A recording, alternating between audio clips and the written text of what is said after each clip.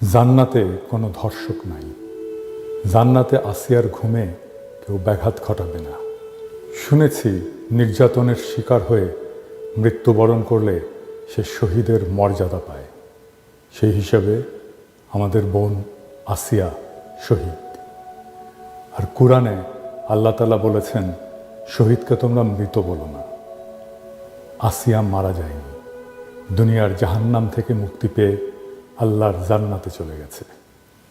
মহান আল্লাহ তাআলা তাকে ভালো রাখুক। আর যারা এই দুনিয়াটা ওর জন্য জাহান্নাম বানিয়ে দিয়েছিল, তাদের দুনিয়াকে আর আখিরাত দুটাই যেন জাহান্নাম হয়ে যায়। আমরা তো আল্লাহরই, আর নিশ্চিতভাবে আমরা তারই দিকে ফিরে যাব।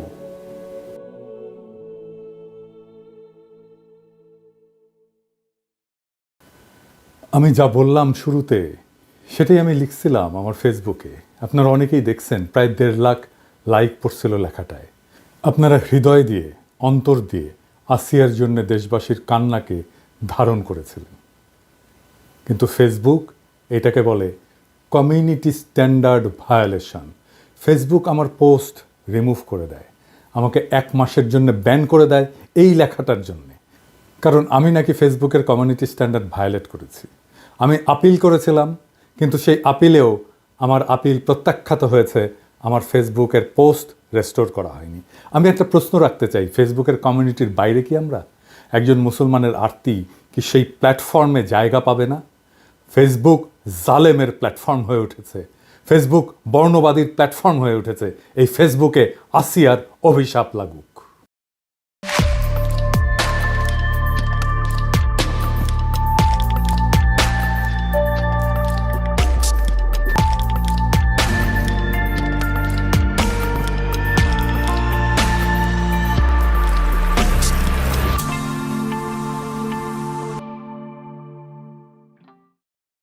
আসেন আমরা আজকের একটা বিশেষ আলাপে আসি।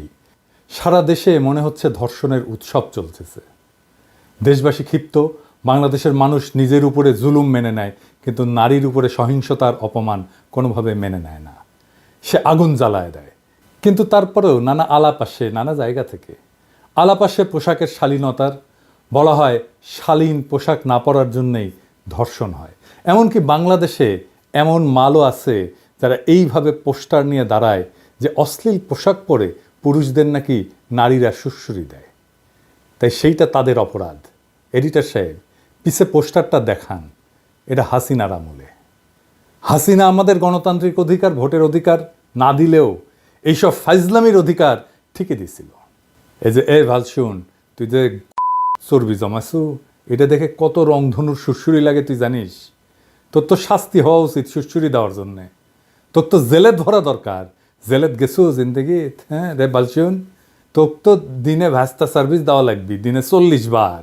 এবার আসেন দেখি ধর্ষণের দায়টা আসলে কার। ধর্ষণের জন্য নারীর পোশাক দায়ী কি না, এই নিয়ে বিতর্ক বহুদিনের। ইসলামে ধর্ষণের জন্য দায়ী একমাত্র ধর্ষক। কিছু কিছু ইসলামপন্থী মতবাদ নারীকে শালীন পোশাক পরার উপদেশ দিয়ে ধর্ষণ প্রতিরোধের উপায় হিসাবে দেখায়। অন্যদিকে বাংলাদেশের মিলিটেন্ট সেকুলাররা বলে আমার শরীর আমার সিদ্ধান্ত, এই বইলা নারীর ব্যক্তিগত স্বাধীনতার উপরে জোর দেয়।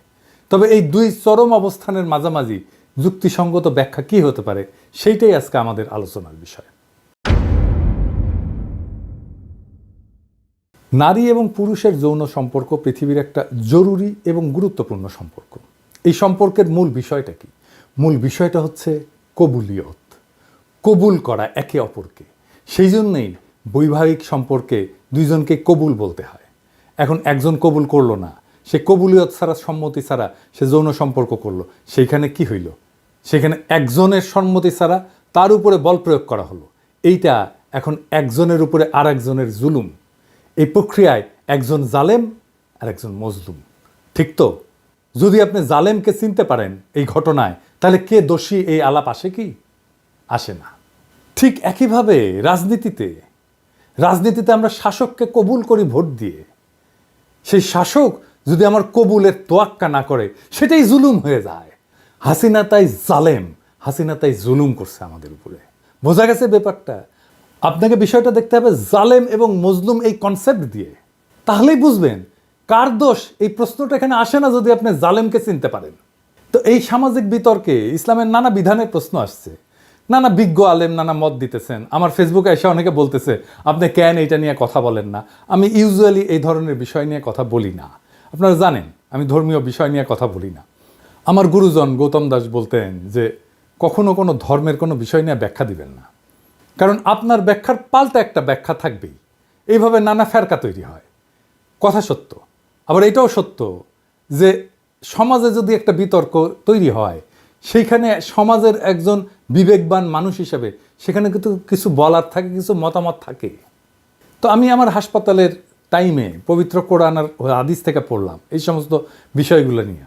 পড়ে যা যা পাইছি, আমার যা যা উপলব্ধি হয়েছে তা আপনাদের সামনে পেশ করতেছি। আমি বলতেছি না যে আমার ব্যাখ্যা গ্রহণ করতে হবে, তবে আমি যা বুঝছি এটা সবার সাথে শেয়ার করলে তো কোনো ক্ষতি নেই। অনেকে কইতে পারেন আপনি ইসলাম ধর্মের বিষয় নিয়ে কথা বলেন কেন? যে কোনো ধর্ম যে কেউ পড়তে পারে তো, তাই না? কোনো বাধা নাই তো।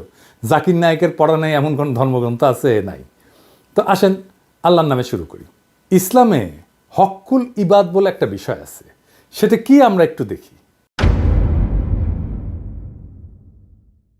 হক্কুল ইবাদ হইল মানুষের পারস্পরিক অধিকার, একজনের না, পারস্পরিক অধিকার, যা ইসলামে অত্যন্ত গুরুত্বের সাথে বিবেচনা করে।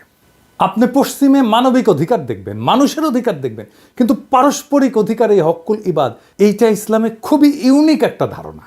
ইসলামে এই হক্কুল ইবাদ লঙ্ঘন করা আল্লাহর কাছে ক্ষমার অযোগ্য অপরাধ, যতক্ষণ না ভুক্তভোগী নিজে ক্ষমা করে। ধর্ষণ এমনই একটা অপরাধ যা সরাসরি হক্কুল ইবাদ লঙ্ঘন করে এবং এর মাধ্যমে একাধিক মৌলিক মানবিক অধিকার ক্ষুণ্ণ হয়। কিভাবে? এক নাম্বার, ধর্ষণ মানুষের ইজ্জত এবং সম্মানের লঙ্ঘন করে। ইসলাম প্রত্যেকটা মানুষের সম্মান এবং মর্যাদাকে পবিত্র বলে ঘোষণা করছে। কোরআন শরীফে আছে, নিশ্চয়ই আমি আদম সন্তানের সম্মান বৃদ্ধি করেছি। ধর্ষণ একজন নারীর বা পুরুষের ইজ্জত, আত্মসম্মান ও মর্যাদাকে ধ্বংস করে, যা সরাসরি হক্কুল ইবাদের লঙ্ঘন। দুই নাম্বার, ধর্ষণ জুলুম। আমরা আগে দেখলাম এবং ইসলামে জুলুম হারাম। জুলুম মানে অন্যায়ভাবে কারো অধিকার হরণ করা। ইসলাম জুলুমকে হারাম ঘোষণা করেছে। হে আমার বান্দারা, আমি নিজের উপরে জুলুম হারাম করেছি এবং তোমাদের মধ্যেও তা হারাম করেছি, সুতরাং তোমরা একে অপরের প্রতি জুলুম করো না। ধর্ষণ একটা চরম জুলুম, কারণ এতে একজন নারী বা পুরুষের জীবন ধ্বংস হয়, মানসিক এবং শারীরিক কষ্ট ভোগ করতে হয় এবং সমাজে অপমানিত হইতে হয়। তিন নাম্বার, ধর্ষণ একজন মানুষের শারীরিক এবং মানসিক নিরাপত্তার অধিকার লঙ্ঘন করে। ইসলামে জীবনের নিরাপত্তা এবং মানসিক শান্তি প্রত্যেক মানুষের মৌলিক অধিকার। কোরআনে বলা আছে, তোমরা কোনো ব্যক্তিকে অন্যায়ভাবে হত্যা করো না, আল্লাহ এটাকে হারাম করেছেন। যদিও ধর্ষণ সরাসরি হত্যা নয়, তবে এতে একজন মানুষের জীবনের মান সম্মান ধ্বংস করে দেয়, মানসিকভাবে তাকে হত্যা করে। চার নাম্বার, ধর্ষণ নারীর মালিকানার অধিকার লঙ্ঘন করে। ইসলামের প্রতিটি মানুষের নিজের শরীরের উপরে অধিকার আছে। পবিত্র কোরআনে বলা আছে, তোমরা ব্যভিচারের কাছে যেও না, নিশ্চয়ই এটি অশ্লীল কাজ এবং অত্যন্ত নিকৃষ্ট পথ। ধর্ষণ শুধু ব্যভিচার না, এটা জোরপূর্বক শরীরের অধিকার কেড়ে নেওয়া। ইসলামে কাউকে বাধ্য করে যৌন সম্পর্ক স্থাপন করা সম্পূর্ণ নিষিদ্ধ এবং এইটা সরাসরি জোর জবরদস্তি এবং নারীর নিজস্ব অধিকারের লঙ্ঘন। পাঁচ নাম্বার, ধর্ষণ ইসলামের ন্যায় বিচারের নীতি ভঙ্গ করে। ইসলামের ন্যায় বিচার প্রতিষ্ঠা করা বাধ্যতামূলক। কোরআনে বলা আছে, নিশ্চয়ই আল্লাহ ন্যায় বিচার এবং সদাচারের নির্দেশ দেন। ধর্ষণের মাধ্যমে একজন মানুষকে চরম অবিচার এবং অত্যাচারের শিকার হইতে হয়, যা ইসলামের ন্যায় বিচারের নীতির সরাসরি লঙ্ঘন। ছয় নাম্বার, ধর্ষণের কারণে সামাজিক বিশৃঙ্খলা সৃষ্টি হয়। ইসলামে সমাজের শান্তি এবং নিরাপত্তা বজায় রাখা অপরিহার্য। কোরআন শরীফে বলা আছে, সাবধান, ফিতনার মানে বিশৃঙ্খলার শাস্তি শুধু সীমা লঙ্ঘনকারীদের উপরেই আসবে না, বরং তা সবার উপরে পড়বে। তার মানে সামাজিক বিশৃঙ্খলার যে দায়, সেটা সবাইকে নিতে হয়, একা কাউকে নিতে হয় না। ধর্ষণ শুধু ব্যক্তিগত অপরাধ থাকে না, তখন এটা সমাজের মধ্যে বিশৃঙ্খলা তৈরি করে, নারীদের নিরাপত্তাহীনতা বাড়ায় এবং সামাজিক ভারসাম্য নষ্ট করে।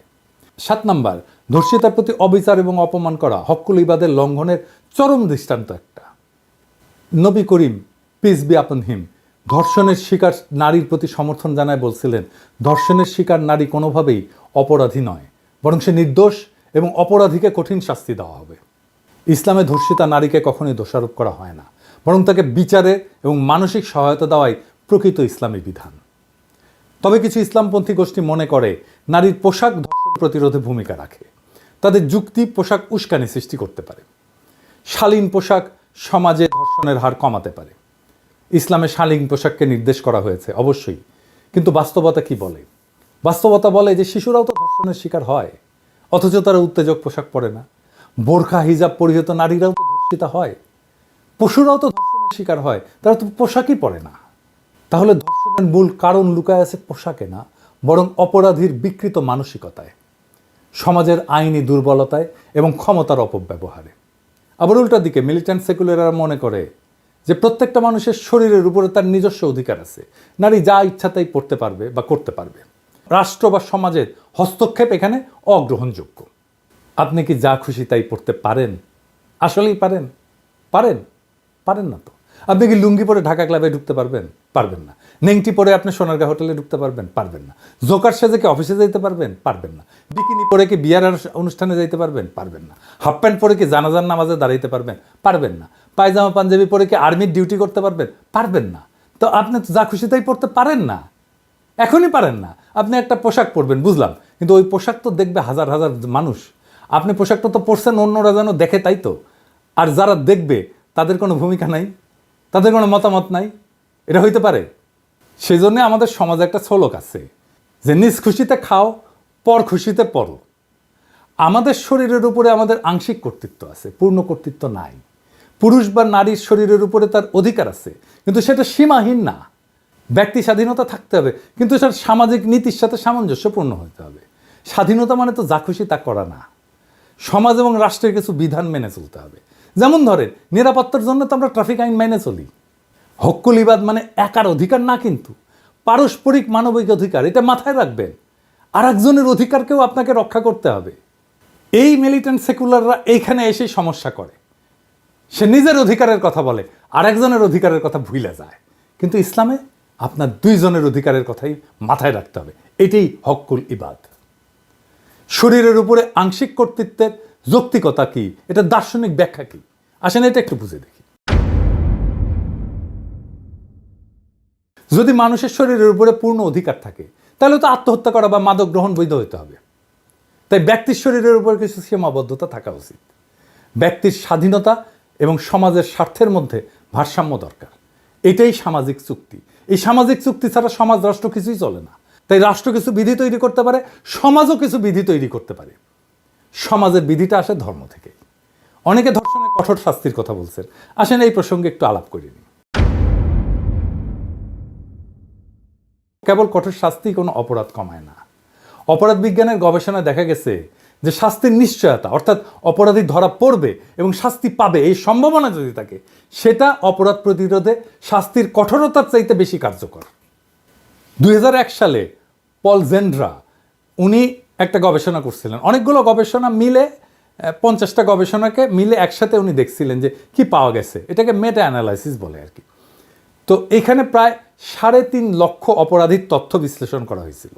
গবেষণায় দেখা গেছে যে দীর্ঘ কারাদণ্ড অপরাধের পুনরাবৃত্তি কমায় না। বেশি দিন জেলে থাকলে সে তার অপরাধ প্রবণতা কমে না, বরং কিছু ক্ষেত্রে এর ফলে অপরাধী আরও বেশি পুনরায় অপরাধে জড়ায় পড়ে। এছাড়া মৃত্যুদণ্ডের কার্যকারিতা নিয়েও গবেষণাগুলো স্পষ্ট না। পৃথিবীর অনেক দেশে মৃত্যুদণ্ড আছে, অনেক দেশে আবার নাই। তো যেই দেশে মৃত্যুদণ্ড আছে এবং যেই দেশে নাই, এই দেশগুলোর তুলনামূলক গবেষণা থেকে দেখা গেছে যে এটা ধর্ষণ বা হত্যার মতো গুরুতর অপরাধ কমানোর ক্ষেত্রে কার্যকর প্রমাণিত হয়নি, গবেষণায় প্রমাণিত হয়নি। যেই দেশে বিচারহীনতা থাকে, ইনসাফ না থাকে, সেই দেশে শাস্তিকে যতই কঠোর করা হোক না কেন, অপরাধ কমবে না। কারণ অপরাধী যে সে তো জানে যে সে পার পেয়ে যেতে পারে তার ক্ষমতা দিয়ে, তার টাকা দিয়ে। কঠোর শাস্তির চাইতে দরকার নিশ্চিত বিচার এবং ইনসাফ। আজ আমরা আসিয়ার গল্প শুনছি, আমরা দেখছি কিভাবে এই সমাজে জুলুম তার শিকার বিস্তার করছে। কিন্তু আমরা থেমে থাকবো না, আমরা এই অন্ধকারের বিরুদ্ধে আলো জ্বালাবো। কারণ সত্যের পথে চলতে হলে ভয় পেলে চলে না। অন্যায় দেখেও চুপ থাকা মানে সেই অন্যায়ের অংশ হয়ে যাওয়া। আমরা যদি আমাদের মা বোনদের নিরাপত্তার জন্যে, আমাদের ভবিষ্যৎ প্রজন্মের জন্যে এখনই রুখে না দাঁড়াই, তবে আর কবে দাঁড়াবো? সমাজে বিচারহীনতার সংস্কৃতি যতদিন থাকবে, ততদিন অপরাধীরা বেপরোয়া থাকবে। কিন্তু আমরা যদি ন্যায় বিচারের দাবি করি, যদি অপরাধীর বিরুদ্ধে সোচ্চার হই, তাহলে তাদের বিচার হবেই, আজ না হোক কাল হবে। ইতিহাস সাক্ষী, যখন মানুষ অন্যায়ের বিরুদ্ধে জেগে ওঠে তখন শাসক কিংবা কোনো শক্তিই তাদের দাবায় রাখতে পারে না। আসিয়া শহীদ হয়েছে, কিন্তু আমরা যারা বেঁচে আছি আমাদের দায়িত্ব এখন আরও বেশি। আমাদের কলমের, কণ্ঠের, প্রয়োজনে রাস্তায় নামার শক্তি দিয়ে এই জুলুমের বিরুদ্ধে রুখে দাঁড়াতে হবে। কারণ ন্যায় বিচার প্রতিষ্ঠার লড়াই শুধু আসিয়ার জন্য নয়, এটা আমাদের প্রত্যেকটা মায়ের, প্রত্যেকটা বোনের, প্রত্যেকটা কন্যার নিরাপত্তার জন্যে। আমরা কি সেই সমাজ চাই যেখানে ধর্ষকের আশ্রয় মেলে কিন্তু নির্যাতিতার ন্যায় বিচার মেলে না? নাকি আমরা এমন একটা সমাজ গড়তে চাই যেখানে নারী পুরুষ নির্বিশেষে সবাই নিরাপদে বাঁচতে পারে? আজকের আলোচনা এখানে শেষ না, বরং এটা শুরু। আমরা বিচার চাই, আমরা ইনসাফ চাই। আর এই অন্যায়ের বিরুদ্ধে প্রতিটি ন্যায়ের কণ্ঠস্বর একদিন এমন শক্তিশালী হয়ে উঠবে যে কোনো ক্ষমতা আর তার দাবায় রাখতে পারবে না। ইনকিলাব জিন্দাবাদ।